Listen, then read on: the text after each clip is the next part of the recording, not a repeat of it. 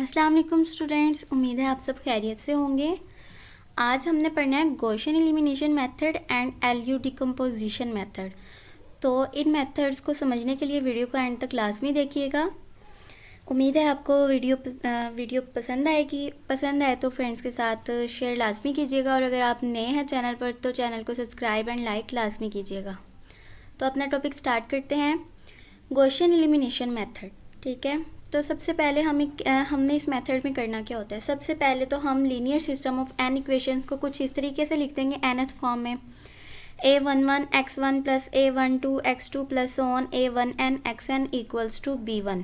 ठीक है, और a21 x1 plus a22 x2 plus on a2n xn equals to b2। ठीक है, तो ये सो ऑन चलता चलता हमारे पास an तक आ जाएगा। ठीक है, ये 1 2 सो ऑन n तक, x1 ऐसे ही, प्लस a12 x2 था, a22 था, मीन्स के हमारे पास इसमें चेंजिंग आ रही थी, ये भी an2 हो जाएगा। ठीक है, यहाँ पर an1 होगा हमारे पास, प्लस सोन, ये भी हमारे पास फिर ये भी सोन आता था ann तक आ जाएगा, xn इक्वल्स टू bn। ठीक है, ये इक्वेशन नंबर 1 होगी, हमने नाम दे लिया इसको। तो ये linear system of nth equations को हमने कुछ इस तरीके से लिख लिया। इनको अब हम मैट्रिक्स फॉर्म में कैसे लिखेंगे। मैट्रिक्स फॉर्म में अगर हम लिखें तो सिर्फ हम ये a11 a12 so on a1n, और यहाँ पर इधर चलता चलता an x1 ann xn तक आ जाएगा। ठीक है, ये हम इस मैट्रिक्स को नाम क्या दे देंगे, ये मैट्रिक्स आ जाएगा हमारे पास। ठीक है, और फिर हमारे पास ये आ जाएगा, इसका ट्रांसपोज इसलिए लिखा हुआ है क्योंकि ये कॉलम फॉर्म में आएगा, यहाँ पे रो में लिखा हुआ है, कॉलम में बन जाएगा फिर। तो ये इसके साथ होगा, ए के साथ x, उसको हमने x का नाम दे दिया, इक्वल डाल के फिर हमारे पास ये b, ये वाली चीज़ हो जाएगी b1 b2 so on bn, और ये इसका ट्रांसपोज मीन्स के ये रो में है तो कॉलम फॉर्म में आ जाएगा हमारे पास। ठीक है, तो n इक्वेशन थी हमारे पास लीनियर सिस्टम्स की, उसको हमने कुछ इस तरीके से लिख दिया, वेक्टर फॉर्म, मैट्रिक्स फॉर्म बना दी उसकी। ठीक है, उसको नाम दे दिया इक्वेशन 1 का, और उसको ax इक्वल्स टू b कह दिया।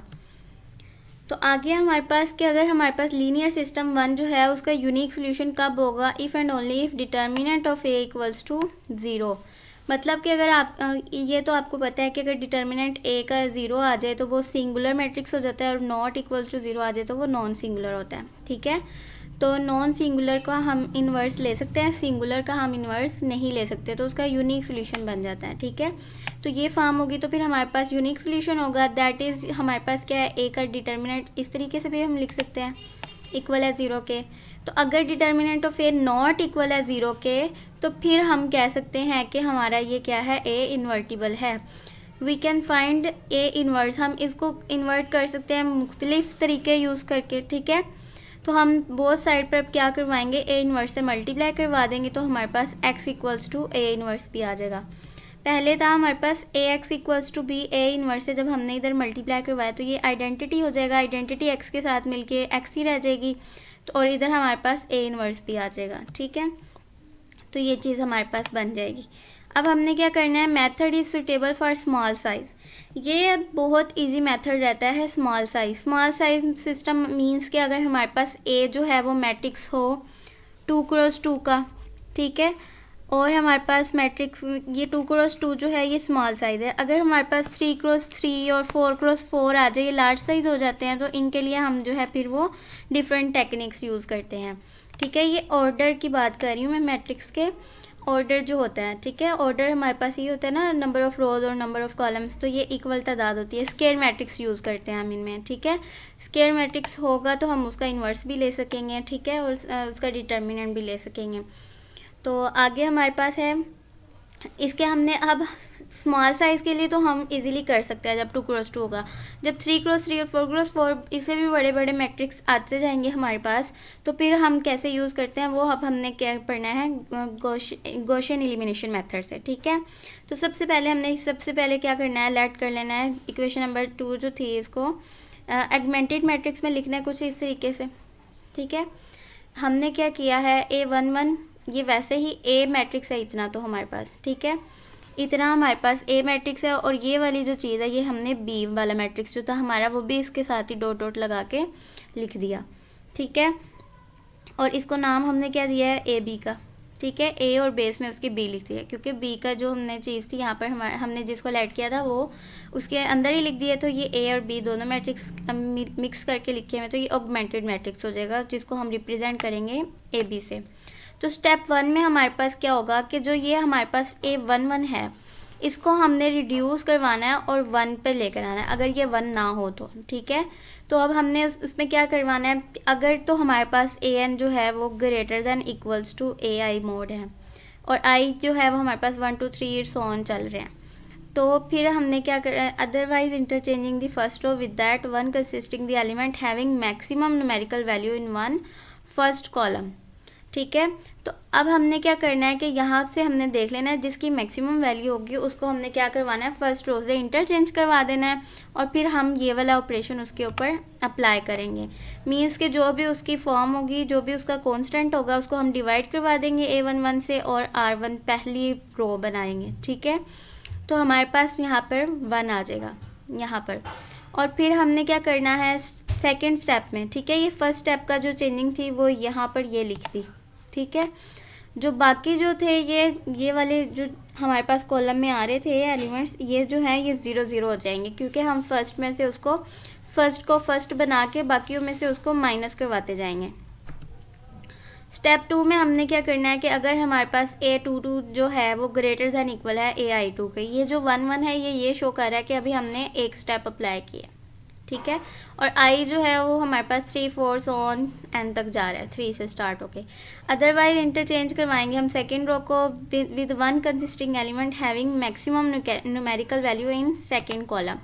अगर तो हो तो हमने ये चीज़ करनी है, अगर नहीं तो फिर हमने क्या करना है, सेकेंड रो को भी इंटरचेंज करवा देना है जिसकी मैक्सिमम वैल्यू होगी सेकेंड कॉलम में। तो हमने रो ऑपरेशन अप्लाई करना है। ठीक है, कि यहाँ पर 1 बने और बाकी सारे 0 0 आ जाएंगे यहाँ पर। ठीक है, तो अब हमने क्या करना है, नेक्स्ट हमारे पास देखें यहाँ पर भी 0 होगा हमारे पास, यहाँ पर नेक्स्ट देखें तो हमारे पास ऐसे ही हम करते जाएंगे कि हमारे पास डायगोनल में जो वैल्यूज़ हैं वो 1 1 बनती जाएंगी, और जो बाकी हैं दूसरी वैल्यूज़ वो हमारे पास 0 0 होती जाएंगी।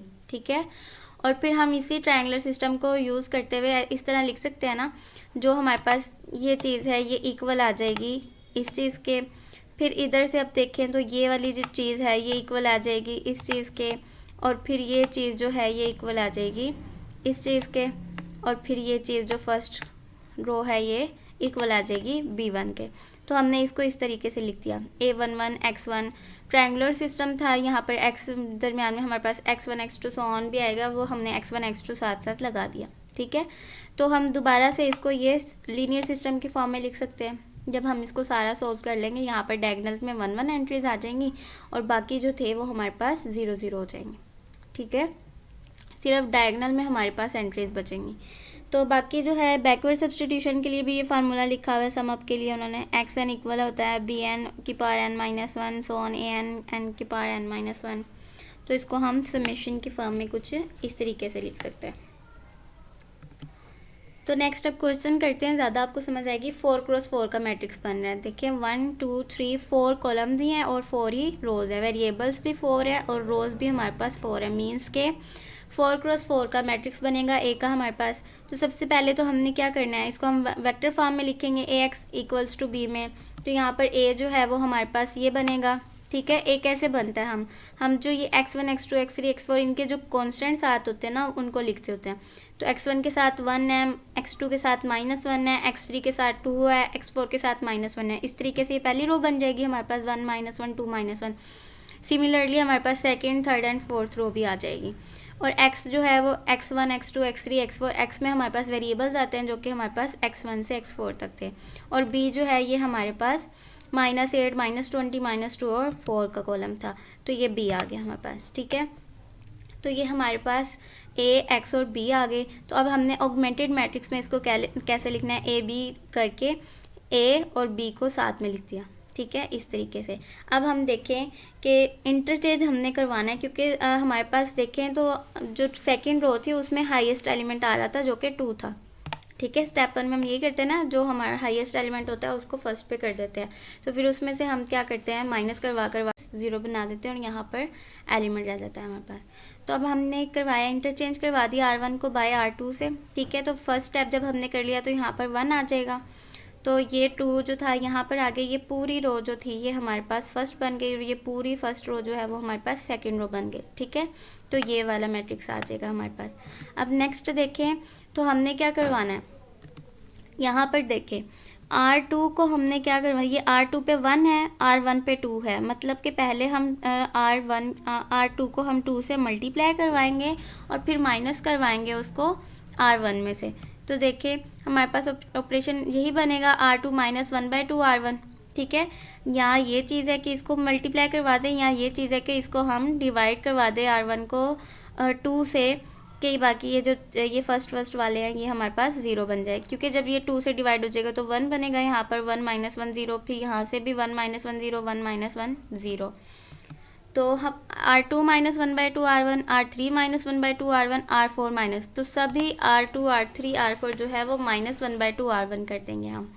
तो उसके करने के बाद हमारे पास कुछ ये चीज़ आ जाएगी। ये नहीं करना आपने कि सिर्फ इस चीज़ को करना है, आपने सबको मल्टीप्लाई करवाना है, ठीक है। ये बाकी जो जितने भी एलिमेंट्स हैं ये वाले -1 1 2 1 माइनस 1 0, इन सबको आपने क्या करवाना है, इनमें से सब्ट्रैक्ट करवाना है। पूरी R2 को पूरी R1 में से सब्ट्रैक्ट, और पूरी R3 को पूरी R1 में से सब्ट्रैक्ट, फिर पूरी R4 को R1 में से सब्ट्रैक्ट। तो आपके पास जो सिर्फ चेंजिंग है वो सिर्फ R1 में नहीं आएंगी, बाकी तीनों में आएंगी, क्योंकि बाकी तीनों के ऊपर आपने ऑपरेशन अप्लाई किया ना, R2 R3 R4। तो R1 आपकी एज इट इज़ रहेगी, बाकी सारी तीनों जो है वो आपकी चेंज हो जाएंगी। तो उसको आप जब सॉल्व करोगे तो स्टेप 2 पे अब आएगा, तो यहाँ पर 2 लिख देंगे 1 की जगह पर। स्टेप 2 में, अच्छा ये स्टेप आपने कब करना है, जब आप इंटरचेंज करवाते हो तो तब आप क्या करते हो, स्टेपिंग करते हो, स्टेपिंग नेम देते हो उनको, ठीक है। तो आपने इंटरचेंज करवाना है R2 को बाय R3 से, क्योंकि यहाँ पर हमारा मैक्सिमम डायगोनल में जो था वो 0 आ रहा था, लेकिन हमारे पास R3 में मैक्सिमम एलिमेंट है जो कि 2 है, ठीक है। 1 होना लाजमी नहीं है, आपके पास मैक्सिमम एलिमेंट होना चाहिए। तो यहाँ पर आपके पास 2, जब हम इसको इंटरचेंज करवाएंगे यहाँ पर 2 आ जाएगा, ठीक है। मींस के डायगोनल एंट्री में हमारे पास मैक्सिमम एलिमेंट आ चुका है। तो अब हम क्या करवाएंगे, अब हमें चाहिए यहाँ पर भी एलिमेंट्स, ठीक है, और यहाँ पर भी मैक्सिमम एलिमेंट चाहिए। यहाँ पर 1/2 है, ये 5/2 है, मैक्सिमम एलिमेंट 5/2 है इस पूरे इसमें, ठीक है। तो फर्स्ट वाली को तो ना हम छेड़ सकते, तो इसको हम क्या करवाएंगे, इन दोनों में से हमने देखना है, क्योंकि फर्स्ट 1 और फर्स्ट 2 जो है इनको हमने अभी सेटअप कर लिया है। तो अब 5/2 है तो इसको हम R3 बना देंगे और इसको हम R4 बना देंगे। तो नेक्स्ट स्टेप में हमने क्या करना है, R3 को इंटरचेंज करवाना है R4 से, तो यहाँ पर 3 आ जाएगा हमारे पास। नेक्स्ट अब हम क्या करवाएंगे, हमने देखा कि हमारे पास ये चीज़ बन गई, तो अब हमें जो है ये वाली चीज़ जो है इसको 0 बनाना है। तो ये चीज़ कैसे 0 होगी, जब हम इसमें से माइनस करवाएंगे और -1/5, क्योंकि ये 5 है, 5 जब डिवाइड होगा 5 से तो तभी यहाँ पर 1/2 आएगा, और 1/2 माइनस 1/2 तभी हमारे पास वो 0 बनेगा। तो -1/5 R3 के साथ हम लाजमी लिखेंगे। तो R4 को हमने माइनस करवाया 1/5 R3 से, तो हमारे पास ये चीज़ आ जाएगी। तो अब आप देखें तो आपके पास ये डायगोनल में एंट्रीज आ चुकी हैं, ठीक है, ये, और बाकी जो है ये नीचे सारी 0 हो गई हैं, ठीक है। तो अब बैकवर्ड सब्सटीट्यूशन से हम इनकी वैल्यूज़ निकालेंगे। ये -2/5 किसकी पोजीशन पे, x4 की, तो x4 इसके साथ आ जाएगा। -2/5 x4 इक्वल है -4/5 के। इसी तरह 5/2 x3 + 9/2 x4 इक्वल है 14 के। इसी तरह -2 -1/2 x2 -1/2 x3 + 3/2 x4 इक्वल है 8 के। 2x1 -2x2 + 3x3 -3x4 equal है -20 के। तो इनको हम नाम दे देंगे 1 2 3 4। तो इक्वेशन 4 से देखें तो x4 की इजीली वैल्यू निकल आएगी जब हम इसको उधर जाके मल्टीप्लाई करवा देंगे, रेसिप्रोकल हो जाएगा इस फ्रैक्शन का। तो 5 उधर जाके मल्टीप्लाई हो जाएगा और 2 जाके डिवाइड हो जाएगा। तो 5 5 से कैंसिल और 2 2 ज़ार 4, और माइनस भी दोनों के साथ है तो माइनस माइनस भी आपके पास कैंसिल हो जाएंगे। तो x4 की वैल्यू आपके पास 2 आ जाएगी, ठीक है। इसी तरह x4 की वैल्यू हम इक्वेशन 3 में पुट करेंगे तो x3 की वैल्यू आ जाएगी, और इसी तरह हम x3 की और x4 दोनों की वैल्यू जब इक्वेशन 2 में पुट करेंगे तो x2 की आ जाएगी, और फिर तीनों की पुट करेंगे इक्वेशन नंबर 1 में तो x1 की वैल्यू आ जाएगी, ठीक है। तो x1 x2 x3 x4 हमारे पास ये आ गया। ये हमारा था गॉसियन एलिमिनेशन मेथड।